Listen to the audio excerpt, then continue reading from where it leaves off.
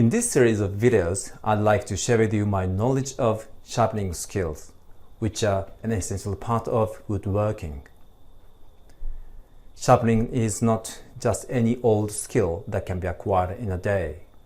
It's something to hone over the course of your life. So think of it as a lifelong journey in which dedication is the key to moving forward. With time and effort, you can discover the true potential of Japanese edge tools. And once you have acquired the proper sharpening skills, your tools will no longer be mere practical objects, but works of art. Working with a properly sharpened tool is one of the greatest pleasures of woodworking. Not only does it make the work that much easier, but there's a certain joy in watching a tool effortlessly cut through wood as if by its own accord.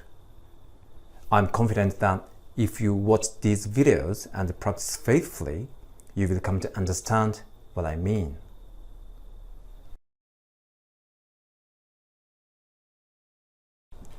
In this first video, I'd like to feature sharpening stones. In general, sharpening stones can be classified into three categories according to their grade: coarse, medium, or fine. They can also be classified by their composition, which may be diamond, ceramic, natural stone, etc. Of course, each option has different characteristics, advantages, and disadvantages. So you'll need to do some research to find the stone that best suits your needs. I will talk about each category in more detail by grit size because I think it's the most practical sorting method.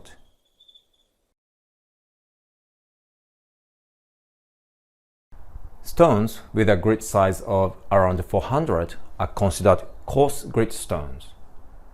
Coarse grit stones are commonly used to repair badly chipped blades.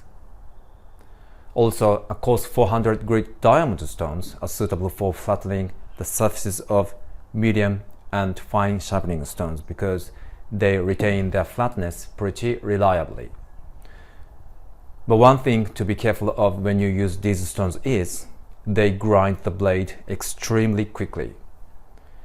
Common mistake for beginners is they concentrate so hard on getting rid of the chipped portion that they end up sharpening the cutting edge diagonally.